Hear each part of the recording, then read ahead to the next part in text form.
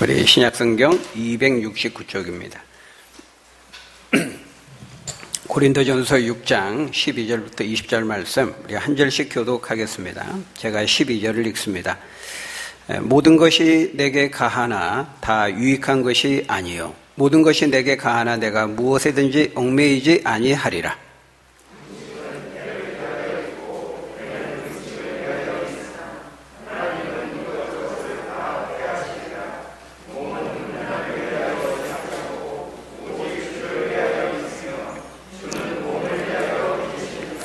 하나님이 주를 다시 살리셨고 또한 그의 권능으로 우리를 다시 살리시리라.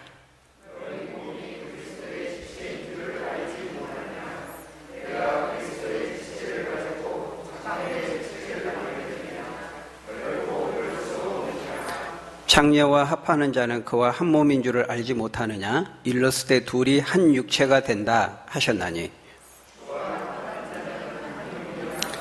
음행을 피하라. 사람이 범하는 죄마다 몸 밖에 있거니와 음행하는 자는 자기 몸의 죄를 범하느니라.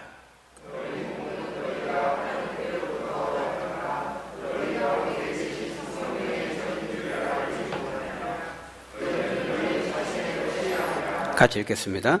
값으로 산 것이 되었으니 그런즉 너희 몸으로 하나님께 영광을 돌리라. 아멘. 우리가 읽은 오늘 본문은 우리 성도들의 몸과 육체에 대해서 말씀합니다. 하나님을 믿는 자녀로서 우리 육체와 몸을 우리가 거룩하게 잘 관리해야 될 것을 말씀하고 있죠. 우리가 마지막 읽었던 그 마지막 구절을 보니까요, 그 19절, 20절에 보니까 너희 몸은 너희가 하나님께로부터 받은 바 너희 가운데 계신 성령의 전인 줄을 알지 못하느냐. 너희는 너희 자신의 것이 아니라 값으로 산 것이 되었으니 그런즉 너희 몸으로 하나님께 영광을 돌리라. 이렇게 말씀하죠.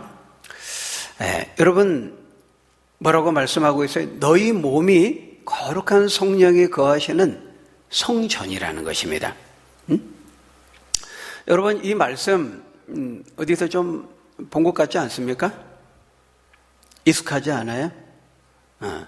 거의 비슷한 말씀이 앞에 나왔습니다. 고린도전서 3장 16절 17절에 그 말씀이 나왔어요. 그런데 조금 다릅니다. 거의 비슷한데 좀 달라요. 앞에 고린도전서 3장 16절 17절에서는 교회 공동체 전체가, 성도들의 모임으로 이루어진 교회 공동체 전체가 거룩한 성령이 거하시는 성전이라는 것을 말씀하고 있다면, 우리가 읽은 오늘 본문 29절 20절에서 말씀하는 너희의 몸이 성전이라, 이 말은 성도 개개인의 몸이 거룩한 성령이 거하시는 성전이라는 것을 말하고 있는 것입니다. 그러니까 강조점이 조금 다른 거죠. 3장에서는 교회 공동체 전체가 성전이라는 것을 말하고 있다면 오늘 본문에서는 성도 개인이 성전인 것을 말하고 있는 겁니다. 이거는 당연한 논리적인 귀결이죠. 성도가 성령을 모시는 성전이라면 그 성도의 모임으로 이루어진 교회 공동체 전체가 성령이 거하시는 성전인 것은 너무 당연한 논리적인 귀결인 것입니다. 그러니까 고린도서 3장 16절 17절에서는 교회 공동체의 거룩을 강조하고 있다면 오늘 본문에서는 성도 개인이 거룩한 성령을 모시는 성전이기 때문에 그 몸과 육체를 거룩하게 잘 보존하고 관리해야 될 것을 강조하고 있는 것입니다. 그런 점에서 여러분, 우리가 성도로서 우리의 이 몸과 육체를 성경적으로 바르게 이해하는 것은 굉장히 중요합니다. 어떤 분들은 이 몸과 육체를 좀 소홀히 여기는 분들이 있어요. 우리 교회와 기독교가 그 영혼에 대해서 굉장히 많이 강조하지 않습니까? 우리 신앙에 대해서, 또 믿음에 대해서, 영적인 것에 대해서, 영혼에 대해서 많이 얘기하다 보니까 상대적으로 우리 육체에 대해서는 별로 중요하지 않는 거 아닌가, 이렇게 생각하는 분들이 있다는 거예요. 교회에서 늘 말하는 게 뭡니까? 땅의 것을 구하지 말고 보이지 않는 하늘의 것을 구하라. 늘 육신적으로 보지 말고 영적으로 봐라. 육신적인 것도 생각하지 말고 영적으로 생각하라. 모든 것을 영적인 측면에서 봐라. 이런 말을 많이 하다 보니까 영혼과 관련된 부분은 중요하게 생각하는데 상대적으로 육체와 몸에 대한 부분은 소홀히 여길 수 있다는 것입니다.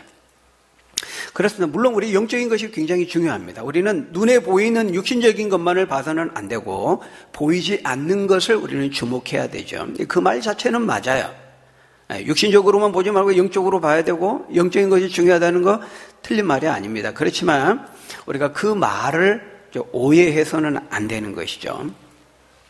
우리가 종종 오해할 때가 많다는 거예요. 대표적으로 로마서 8장 13절에 보면 너희가 육신대로 살면 반드시 죽을 것이로되 영으로서 몸의 행실을 죽이면 살리라 이렇게 말씀하거든요. 얼핏 보면 이 말씀 보면 어떻습니까? 굉장히 육체는 안 좋은 것이고 악한 것이고 더러운 것이고 가치가 없는 것처럼 보입니다. 육신대로 절대 살지 말라는 거예요. 육신대로 살면 망하고 죽는다는 거예요. 그러니까 우리가 이런 말씀 보고 우리 육체, 육신, 이 플래시, 이 바디, 이 몸은 굉장히 안 좋은 것이고 더러운 것이고 악한 것이고 가치가 없는 것이고 우리 영혼, 스피릿, 정신, 마음 이건 이제 선한 것이고 가치가 있는 것이고 거기에 이제 관심을 가져야 되지만 육체, 우리 몸 이거는 대충 이렇게 우리가 생각할 수 있다는 것입니다. 그러나 여러분 그렇지 않습니다. 그건 완전히 오해인 것이죠. 하나님의 뜻을 잘못 이해한 것입니다. 우리가 방금 말씀드린 로마서 8장 13절 너희가 육신대로 살면 반드시 죽는다 할 때 그 육신이라고 하는 것은 그냥 우리의 이 플래시, 육체, 우리 바디, 우리 몸 그 자체를 말하는 것은 아닙니다. 다 정확하게 말하면은 네가 육신대로 살면 그 말은 네가 죄된 본성을 따라 살면 그런 말입니다. 우리 NIV 그 영어 성경을 보면 simple nature라는 말이 사용되고 있어요. 그러니까 육신으로부터 말미암는 죄된 소욕, 죄된 본성을 따라 살면 내 인생은 망하고 반드시 죽게 된다. 그런 말이죠. 여러분 물론 우리가 이 본성적인 욕구가 있는 것은 우리 육체가 있기 때문에 있는 겁니다. 플래시라고 하는 우리 육체가 있기 때문에 어떤 본성적인 욕구가 생기는 거예요. 여러분 천사는 영물이죠. 육체와 몸을 가지고 있지 않습니다. 그렇기 때문에 피곤함이라든지 식욕이라든지 성욕이라든지 이런 것을 느끼지 않아요. 천사는. 그래서 요한계시록 7장 16절에 보면은 우리도 나중에 신령한 몸으로 변화되어서 이제 천국에 들어갈 때 주님이 재림하셔서 우리가 부활한 몸으로 신령한 몸으로 그 완성된 천국에 참여할 때 우리도 그렇게 될 것이라고 말하고 있어요.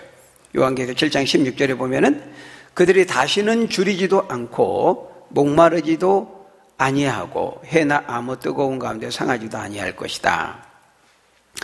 그렇기 때문에 우리가 이 육체와 몸을 가지고 있기 때문에 거기에서 어떤 본성적인 욕구가 생긴다는 말은 맞는 거예요.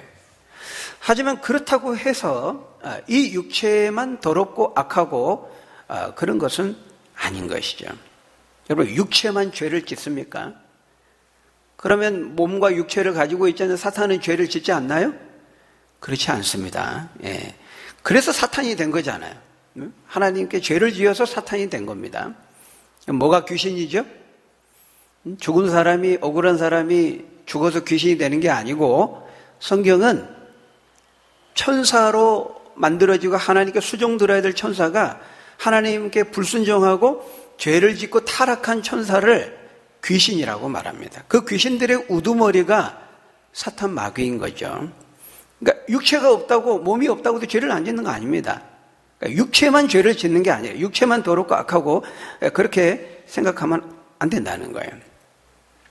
여러분 성경은 이 육체와 영혼을 구별은 하지만 절대로 분리시키지는 않습니다.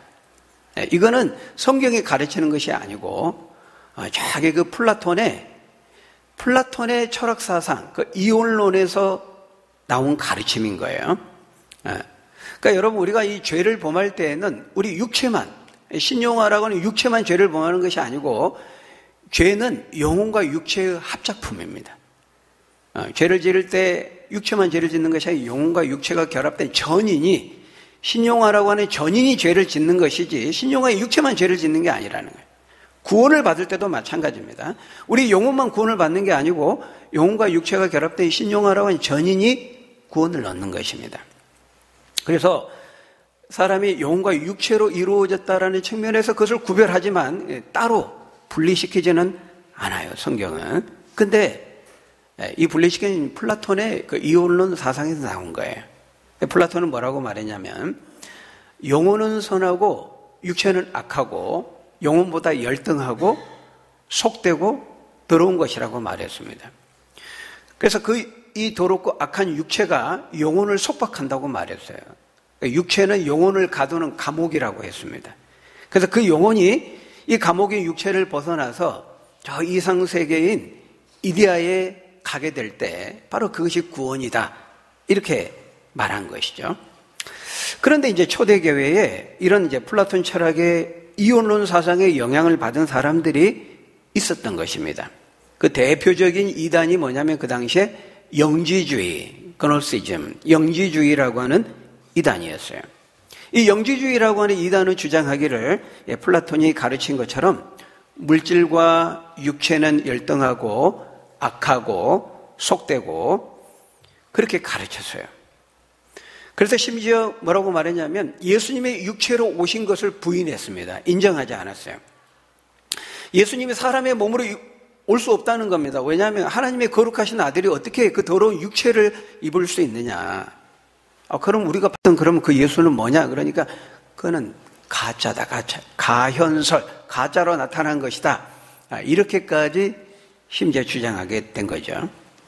그래서 요한일서 4장에 보면은 바로 이 영지주의 이단들의 가르침을 잘 분별해야 될 것을 말하고 있는데요. 우리 요한일서 4장 1절에서 3절 한번 같이 읽어볼까요? 시작.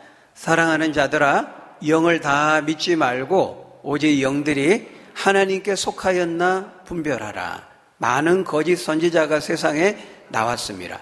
이로써 너희가 하나님의 영을 알지니 곧 예수 그리스도께서 육체로 오신 것을 시인하는 영마다 하나님께 속한 것이요, 예수를 시인하지 아니하는 영마다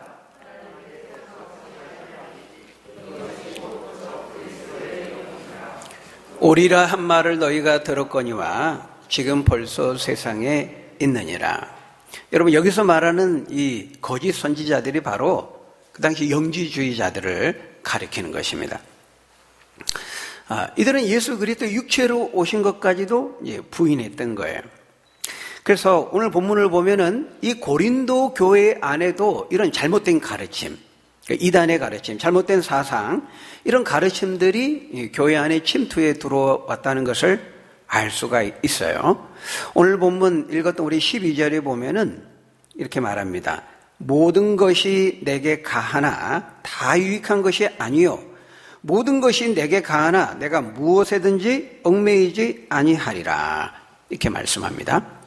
여러분, 이 모든 것이 가하다, 이 말은 그 당시 많은 사람들이 즐겨 사용하던 슬로건이었습니다. 일종의 격언 같은, 세상에 많이 통용되는 그런 격언 같은 말이었어요. 모든 것이 가하다.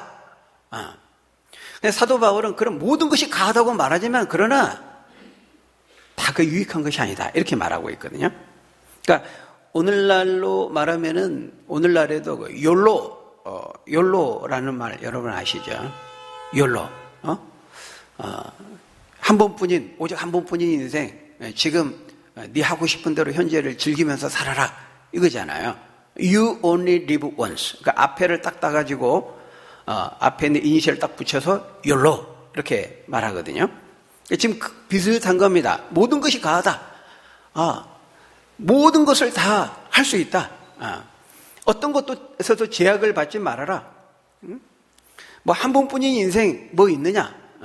모든 것을 다 우리는 할 수 있고 어떤 제약도 받지 말고 인생을 즐겨라, 쾌락을 즐겨라, 누려라, 네 하고 싶은 대로 해라, 그런 말입니다. 모든 것이 가하다고 너희 사람들은 말하지만 그러나 그렇게 하는 게 유익한 것이 아니다. 지금 사도 바울이 그렇게 말하고 있거든요.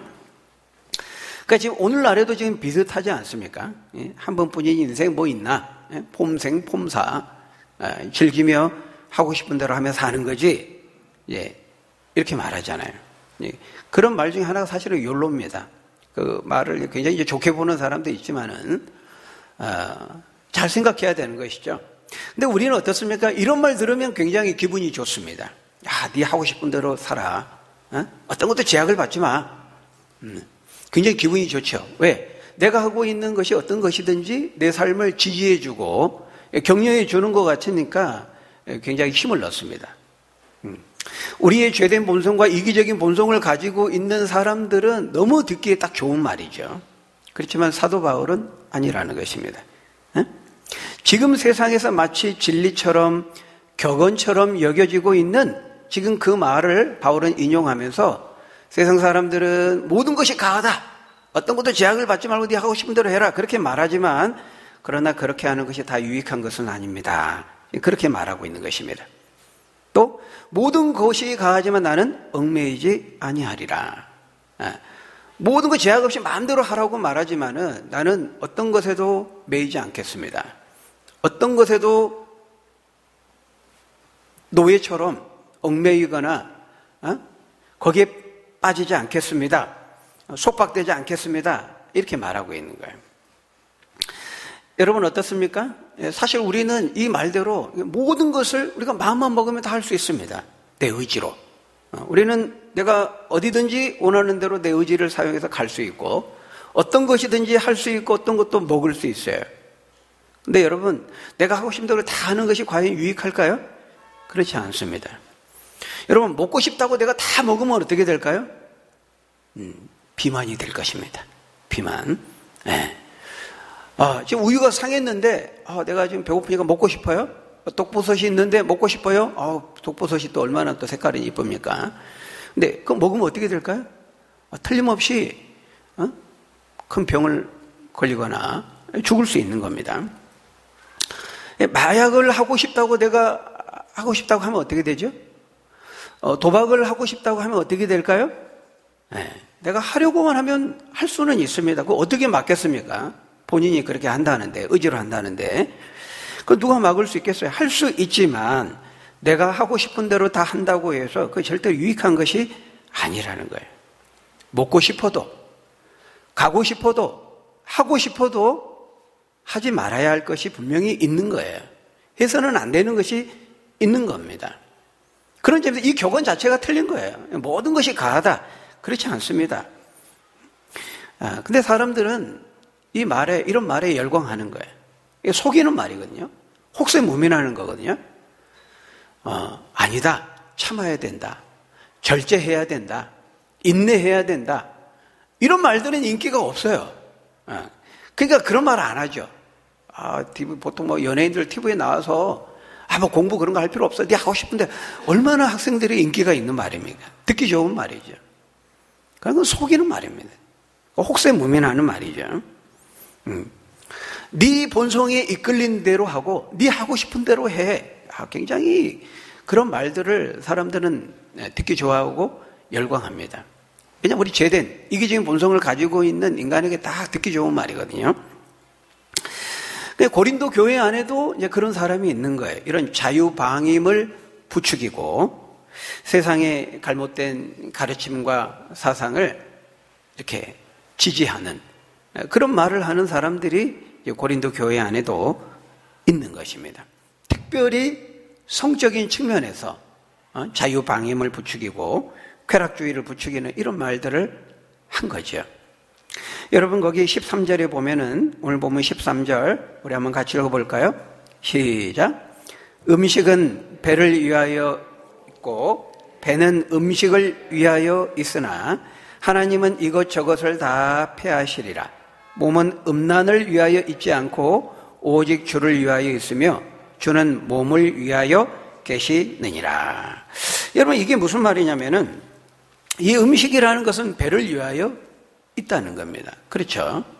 배가 있는 것은 또 음식을 필요로 하고 음식을 먹어야 되는 것이죠.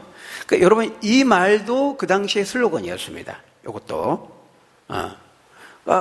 야 음식이 왜 있어? 그 먹으라고 있는 거지. 배가 왜 있어? 그 먹어야 음식을 먹으라고 배가 있는 거지. 그런 것처럼 우리 몸이 왜 있냐? 우리 몸의 모든 욕구를 다 채우라고 우리 몸이 있는 거야. 그러면서 특별히 성적인 측면에서 음행과 음란을 부추기는 이런 말들을 한 거예요. 이게 다 어디서부터 나왔느냐? 영혼과 육체를 분리시키고 육체를 더럽고 속되고 열등하고 악하다고 주장했던 이런 플라톤의 이혼론 사상에서 나온 것이었습니다. 이제 그것을 그대로 받아들이면서 이제 성경의 가르침과 짬뽕시켜서 접목시킨 이단이 바로 이제 영지주의 이단이었던 것이죠. 여러분, 우리의 이 물질과 육체, 우리의 몸을 이렇게 악하고 더러운 곳으로 보면 어떤 현상이 생길까요? 우리 육체의 이런 몸을 악하고 더러운 것으로 생각하면 어떤 현상이 생길까요? 두 가지 극단적인 현상이 생깁니다. 첫 번째는 쾌락주의입니다. 쾌락주의.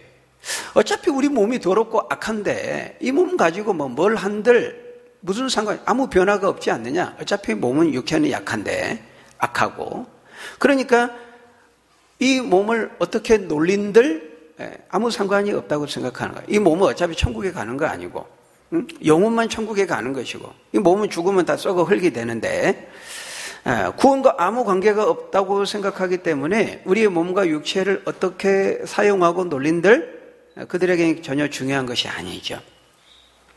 우리가 이런 사람을 도덕 폐기론자들, 또 신학적으로는 율법 폐기론자들 이렇게 말합니다.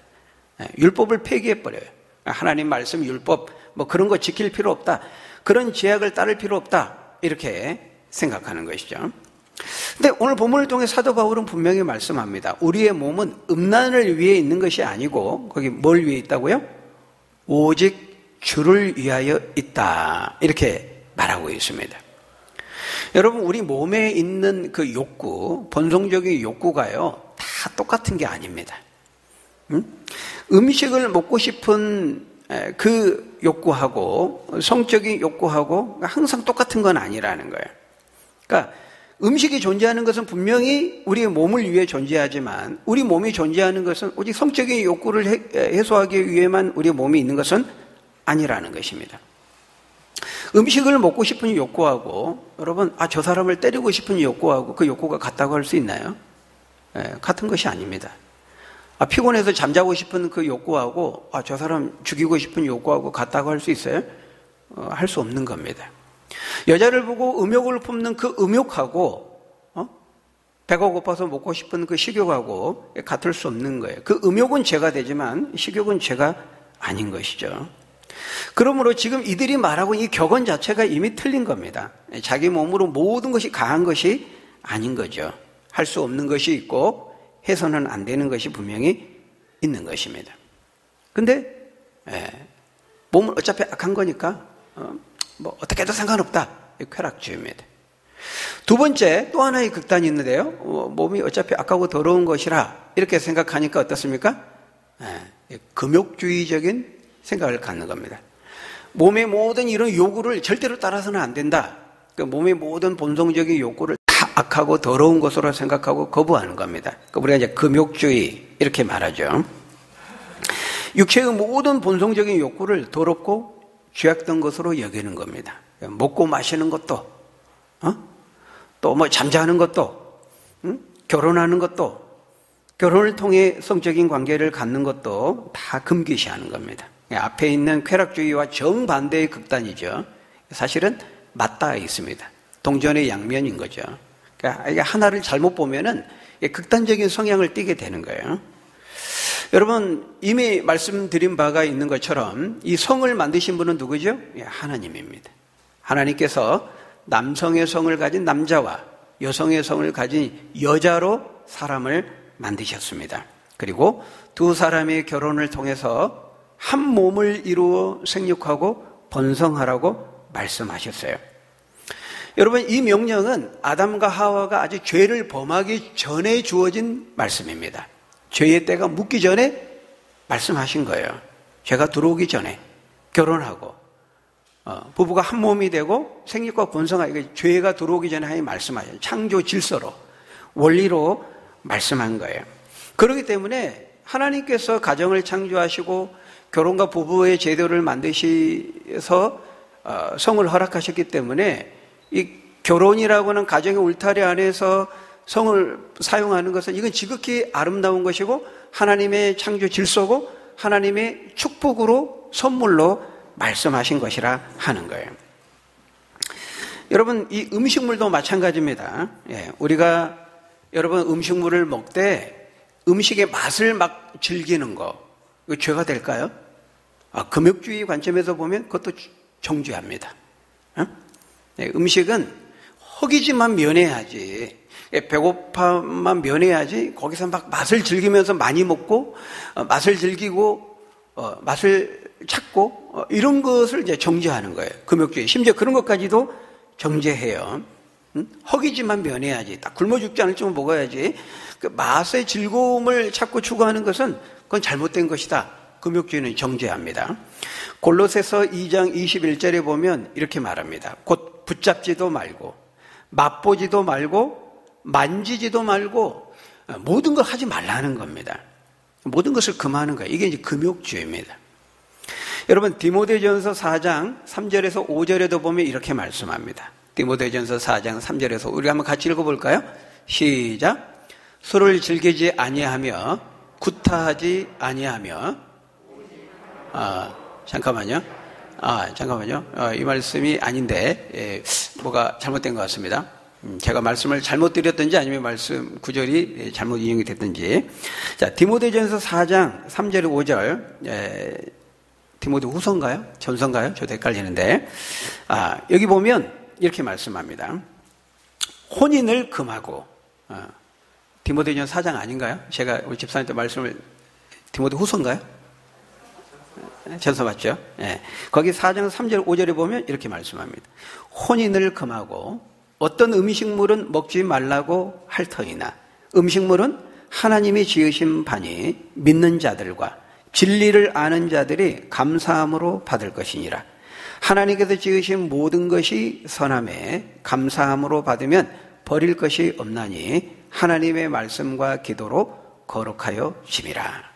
그래서 이 금욕주의를 가지고 있는 이런 영주주의 이 사람들이 이걸 가르친 거예요. 혼인도 해서는 안 된다. 왜? 결혼하면 부부가 성적인 관계를 가져야 되니까 못하게 하는 거예요. 안 좋은 것이다. 죄악된 것이다. 이렇게 말한 겁니다. 그러나 사도 바울은 그렇지 않다. 결혼이든 결혼의 울타리 안에서 성을 사용하는 것, 어떤 음식물이든 이건 하나님이 지으신 것이고 하나님이 선물로 주신 것을 알고 받으면 다 감사함으로 받고 얼마든지 먹고 마시고 누릴 수 있다. 이렇게 말하고 있는 거예요. 그래서 여러분, 이 모든 우리 물질, 우리 육체, 몸에 대한 그 하나님의 뜻이 무엇인지를 아는 것이 매우 중요한 것입니다. 그래서 우리가 그 성 자체는 절대로 악하거나 더러운 것이 아닙니다. 문제는 뭡니까? 하나님이 정하신 질서와 이 말씀을 벗어나서 인간들이 자기 마음대로 그것을 오용하고 남용하기 때문에 문제가 되는 거예요. 하나님은 아까도 말씀드린 것처럼 남성과 여성으로 하나님이 창조하셨고 그 성을 창조하신 하나님이시고 남자와 여자가 결혼해서 한 몸을 이루어 생육하고 번성하라 그랬어요. 죄를 짓기 전에 주신 말씀이라는 거예요. 그러니까 그 하나님이 정하신 결혼이라고 하는 울타리 안에서 그 말씀의 질서 안에서 그것을 사용하는 것은 그건 하나님의 축복이고 하나님의 선물인 것이죠. 근데 인간들이 그 말씀의 울타리를 벗어나서 자기 마음대로 사용하기 때문에 그게 죄가 되고 그게 문제가 되고 많은 부작용이 생기게 되는 것이죠. 인간들은 악해서 하나님 말씀을 안 지키려고 합니다. 거기서 재미없어 해요. 아담과 하와가 이 에덴 동산을 네가 하고 싶은 대로 마음대로 해도 된다. 근데 딱 하나 저기 중앙에 있는 저 나무의 열매만 먹지 마라. 그게 딱 선이었거든요. 근데 선을 넘고 싶어 해요, 인간의. 그러니까 죄된 호기심은. 그래서 우리가 이런 것을 보면은요, 이 사상이라는 것이 얼마나 참 중요한가. 이 가르침, 사상. 이 초대교회 당시에도 이 영지주의의 이런 플라톤의 이혼론 사상의 영향을 받아 이런 잘못된 가르침의 영향을 받고 모든 것이 가하다. 어떤 것도 제한을 받지 마라. 네 하고 싶은 대로 해라.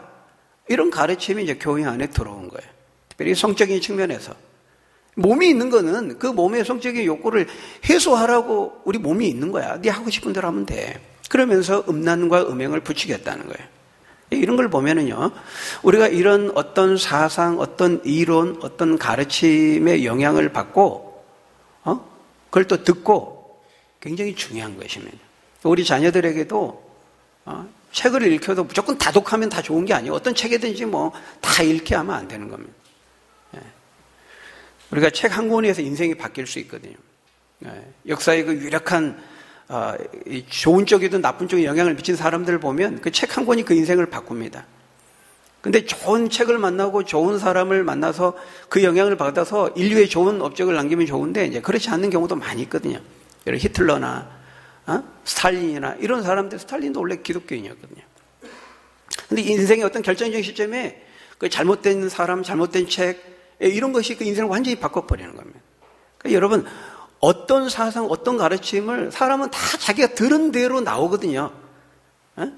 자기가 다 들은 거 얘기하는 겁니다. 교수들도 해외에 유학 가가지고요, 신학을 했다고 하지만 자기 자유주의적, 인본주의 그런 신학을 하는 신학자들은 늘 듣는 게 그거거든요. 듣고 보는 거. 그럼 들어와가지고도 그런 거 말하는 겁니다. 성경적으로 맞지 않는 거. 그러니까 여러분, 어떤 이론, 사상, 가르침을 듣느냐에 따라서 그대로 이해하고 생각하고 그렇게 행동하고 그렇게 사는 거예요. 그거 굉장히 중요한 거죠. 여러분, 오늘날 이 성에 대한 인식도 마찬가지입니다. 오늘날 현대인들이 가지는 큰 영향을 미친 그 성에 대한 이해를 갖는 데 있어서 큰 영향을 미친 사상이 세 가지입니다. 첫 번째는 그 프로이트의 성해방론이에요. 여러분, 프로이트 들어봤을 거예요. 프로이트의 성해방론. 인간의 잠재적 성적 욕구를 어떻게 하든지 해소하는 것이 해방이라는 거예요. 마르크스의 유물론. 모든 것은 다 물질에 의해서 이루어졌다고 말하는 것이죠. 그리고 우리가 잘 아는 것처럼 다윈의 진화론. 그래서 이 세 가지 사상이 우리 성경을 대항하는 현대인의 생각을 주도하는 대표적인 세 가지 사상이에요. 물론 세속화, 자본주의에 의한 이런 세속화에 대한 그런 부추기는 사상도 있죠. 우리는 그것과도 싸워야 돼요. 근데 이 방금 말한 이 세 가지 사상이 대표적인 이런 진보적인 좌파적인 이론을 형성하는 세 가지 사상적인 배경입니다. 여기서도 다 페미니즘 이런 것도 다 여기서 나온 거거든요. 이 세 가지 사상은 뭘 가르칩니까? 하나님은 없다는 거예요.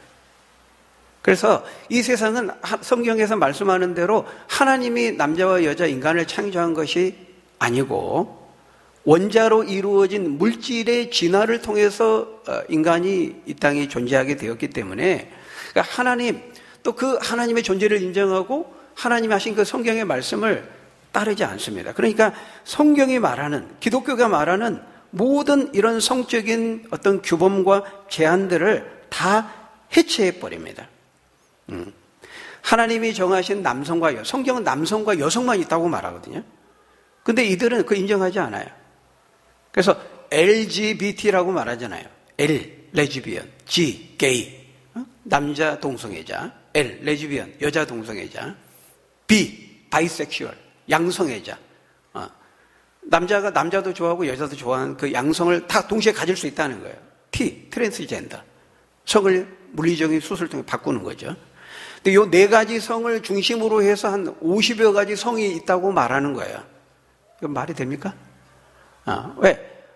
그러니까 이 성경이 남성과 여성만 있다고 하면 성경이 틀렸다는 거예요. 그러니까 하나님 존재하지도 않으니까 그런 성경이 말하는 남성과 여성, 뭐 그 안에서 만나는 결혼, 가정 그런 거 다 해체해버립니다. 그러니까 지킬 필요 없다. 그런 것에, 그런 규범에 매일 필요가 없다라는 거예요. 뭐가 진짜 성적인 해방이냐? 그 기독교가 전통적으로 말하는 그런 성적인 규범과 제한들을 철폐하고 해체하고 거기서 자유하는 것이 성적인 해방이라고 말하고 있는 거예요. 그래서 여러분, 오늘날 이 두 가지 극단, 육체를 악하고 더러운 것으로 봤을 때 생겨날 수 두 가지 극단, 하나는 쾌락주의고 하나는 금욕주의인데 오늘날에는 어느 쪽 극단에 더 가까이 있습니까? 이 쾌락주의에 있는 거죠. 이 초대교회 당시에도 이 두 가지 극단이 다 있었는데요, 이 고린도 교회 안에 있는 영향을 미치는 극단은 바로 이 쾌락주의였습니다. 우리 몸이 있는 것, 모든 것이 가하고 우리 몸이 있는 것, 육체가 있는 것, 성적인 욕구를 해소하게 있는 것이다 라고 하는, 마치 그 당시에 격언처럼 통용되는 이런 말들의 영향을 받고 있었다는 거예요. 그런 잘못된 가르침과 사상의 영향을 받고 있었다는 거죠. 그러나 바울은 아니다. 그렇지 않다. 하나님께서 우리에게 몸을 주신 것은 그런 쾌락과 방탕과 음란을 위해 주신 것이 아니고 오직 주님을 위해 있는 것이다. 주님을 위해 주신 것이다. 주의 뜻을 따라 사용하라고 우리에게 육체와 몸을 주신 것이다. 이렇게 말하고 있는 것입니다. 여러분, 우리 하나님을 믿는 성도인 우리는요, 하나님을 믿지 않는 이 세상에 믿지 않는 사람들과는 다르게 이런 쾌락과 음탕과 또 음행을 위해서 우리의 몸을 사용해서는 안 되는 것입니다. 거기 보면 14절에 보면 그렇게 해야 되는 몇 가지 이유를 말씀하고 있어요. 14절에 보면 부활에 대해서 말씀합니다. 우리가 나중에 부활할 때 우리의 지금 현재 육체의 몸도 그 부활에 참여하기 때문에 지금 현재의 몸을 거룩하게 잘 관리해야 될 것을 말하고 있어요. 물론 지금 우리가 가지고 있는 육체의 몸이 부활한 다음에 천국에 똑같이 들어가는 것은 아닙니다. 우리의 몸이 신령한 몸으로 변화된다고 말하고 있어요. 그러나 서로를 알아볼 겁니다. 예수님도 부활해서 신령한 몸이 됐죠. 문을 통과했습니다. 그렇지만 제자들이 예수님을 알아보았듯이 그러니까 우리 현재 육체의 몸이 나중에 그대로 부활할 때도 참여해요. 똑같지는 않지만. 그래서 잘 관리해야 될 것을 말하고 있죠. 두 번째는 그 15절에 보니까 우리의 몸이 그리스도의 지체이기 때문이라는 것입니다. 우리가 예수님을 믿는 순간 우리가 그리스도와 연합하게 됩니다. 그래서 주님은 머리가 되시고 우리는 그 몸의 지체가 된다고 말하잖아요. 근데 그 거룩하신 주님을 머리로 하는 그 몸의 지체인 우리가 어떻게 창녀의 지체를 만들겠느냐? 그 당시에도 이렇게 이런 창녀를 찾고 성적인 이런 음행을 하는 이런 일들이 그 당시에도 있었어요. 2000년, 3000년 전에도 있었습니다. 인간이 있는 곳에 이 죄가 있는 거죠. 그래서 모든 죄가 하나님 앞에 다 죄지만 특별히 이 성적인 음행의 죄는 굉장히 특별한 점이 있습니다. 성경 그걸 말합니다. 그래서 거기 18절에 보면은요, 음행을 피하라. 사람이 범하는 죄마다 몸 밖에 있지만 특별히 음행의 죄는 음행하는 자는 자기 몸에 죄를 범하느니라. 이렇게 말씀합니다. 다른 죄들과는 다르게 이 성적인 죄는 둘이 한 몸을 이루기 때문에 자기의 몸 안에서 죄를 범하게 된다는 거예요. 그러니까 성적인 죄는 두 사람이 같이 짓는 겁니다. 그래서 그 관계를 갖는 그 대상과 깊은 인격적인 연합을 이루기 때문에 그 성적인 음행의 죄를 지으면요, 하나님과의 연합이 깨어지게 됩니다. 우리가 지난주에 큐티 했었죠? 다윗이 밧세바와 간음했을 때 그걸 통해서 우리가 봤습니다. 죄를 지으면 하나님과 연합이 깨뜨려져요. 하나님의 은혜를 잃어버리게 됩니다. 성도로서 누리는 하나님과의 모든 친밀감을 다 상실하게 되죠.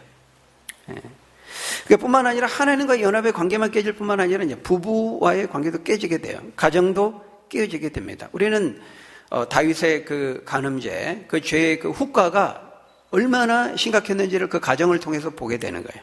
오늘 또 우리 오후 예배 시간에 보게 되겠습니다만은 그 다윗이 간음죄, 성적인 죄를 지었을 때 하나님께서 나단 선지자를 통해서 말씀했어요. 너의 죄로 인해서 네 가정에 칼이 영원히 떠나지 않을 것이다. 그 경고한 말씀대로 자식들이 서로 칼부림하고 서로 죽고 죽이고 가정이 파탄나게 됩니다. 나중에 가정만 깨어지는 것이 아니라 나라도 두 쪽으로 갈라지게 되지 않습니까? 그래서 우리가 다른 모든 죄들도 다 똑같이 두려워하고 그 죄를 미워하고 죄와 싸워야 되지만 우리가 이 몸으로 짓는 성적인 음행의 죄는 더 특별하게 우리가 생각하고 두려워하고 이 성적인 죄에 빠지지 않도록 각별히 조심해야 되는 것입니다. 오늘 보면 19절 20절 말씀합니다. 너희 몸은 너희가 하나님께로부터 받은 바 너희 가운데 계신 성령의 전인 줄을 알지 못하느냐?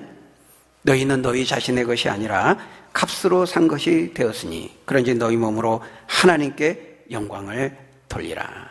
여러분, 우리의 몸은 우리의 것이 아닙니다. 하나밖에 없는 예수 그리스도의 피값으로 산바된 값비싼 몸입니다. 우리의 몸은. 우리의 몸값이 비싸요. 그러니까 우리가 몸을 잘 관리해야 되는 겁니다.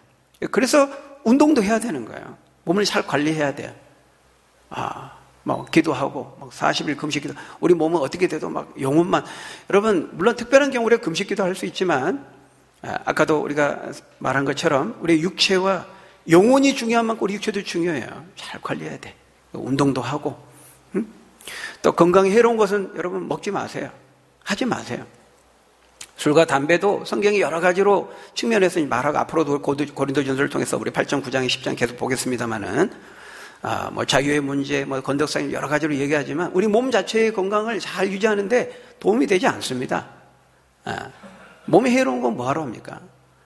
여러분 손흥민 선수가요 그 자신의 몸을 관리하기 위해서 결혼도 미루잖아요. 결혼도 아버지하고 그렇게 약속을 했다 그러더라고요. 은퇴하기까지 결혼을 안 한다는 거예요. 술도 안 먹습니다. 여러분 운동선수들도요 자기 그 몸을 관리하는데 술 안 먹어요. 여러분 호날두 아시죠? 들어봤습니까? 호날두? 네. 웨인 루니라고 있어요. 영국에 지금은 이미 한참 전에 은퇴했습니다. 근데 웨인 루니와 호날두가 나이가 같아요. 동기예요. 근데 호날두는 지금도 뛰어요. 예전만큼 그렇게 몸이 오르지는 않았습니다만은 메시도 나이가 굉장히 많습니다. 메시 들어봤나요? 메시 시간 물어본 게 아니고 아르헨티나 아주 유명한 선수 있어요. 메시. 여러분 메시도 나이가 많아요. 근데 지금도 펄펄 날아요. 그 사람들 몸을 얼마나 관리하는지 아십니까? 근데 웨인 루니는 호날두와 나이가 똑같은데 진작 은퇴했어요. 왜? 그 당시 막 주가 올릴 때요. 늘 그 다음날 자고 일어나면 막 뉴스에 나옵니다. 여성들이 바뀌고 막 클럽에 다니고 술 먹고 다니고 금방 은퇴하게 되는 거예요. 자기 관리를 안 하는 거죠. 여러분 몸도 술과 담배 계속 먹으면요. 한번 보십시오. 똑같은 나이인데도요. 얼굴이 더 금방 늙습니다. 그만큼 몸이 자기는 못 늙을지 몰라도 몸에 절대 보험이 안 돼요. 해로워요. 근데 우리는 그 건강을 잘 관리해야 되는 거예요. 왜? 무엇 때문에 우리 몸을 관리해야 됩니까? 오래 살기 위해서 하나님의 영광을 위해서. 먹든지 마시든지 무엇을 하든지 다 하나님의 영광을 위해 하라 그랬잖아요. 그러니까 우리 먹는 것도 하나님의 영광을 생각해야 돼. 운동하는 거, 일상의 모든 것들도 마찬가지예요. 그런 점에서 우리는 몸을 잘 관리해야 됩니다. 왜? 값으로 예수 그리스도의 피값으로 우리를 샀기 때문에요. 몸값을 해야 돼요. 죄의 종로로 타지 마시고 하나님의 의의 병기로 쓰임받기 위해서 우리가 하나님 주신 몸을 거룩하게 잘 관리해야 되는 것입니다. 여러분 육신의 정욕과 안목의 정욕과 이생의 자랑 이런 죄된 본성의 욕구를 우리가 이길 수 있는 길은 우리의 의지로 되는 게 아니에요. 힘으로 능으로 될 수 없어요. 오직 예수 그리스도의 말씀으로 우리의 심령을 채우고 우리 안에 거하시는 성령의 인도하심을 받고 그 성령께 붙들릴 때 우리가 영혼도 육체도 우리의 몸을 잘 관리할 수 있는 것입니다. 잘 관리해서 옛사람의 습관에 빠지지 말고 죄의 종로로 타지 말고 하나님의 의의 병기로 하나님의 영광을 위해서 쓰임받는 자 여러분들이 다 되시기를 예수님의 이름으로 간절히 축원합니다. 기도하겠습니다. 아버지 하나님 참 자격 없는 저희들을 예수 그리스도의 피값으로 구원하시고 부르시고 거룩한 하나님의 자녀로 삼아주시니 감사합니다. 우리의 몸이 육체가 성령이 거하시는 거룩한 성전이라고 말씀했습니다. 우리의 몸값을 늘 잊지 않고 거룩하게 우리의 몸과 영혼을 잘 관리해서 죄의 종로로 타지 아니하고 죄의 자리에 서지 아니하고 의의 왕노로 타고 하나님의 의의 병기로 주의 영광을 위해서 쓰임받는 우리 믿음의 축복된 사람들 다 될 수 있도록 함께하여 주옵소서. 예수님 이름으로 기도하옵나이다. 아멘.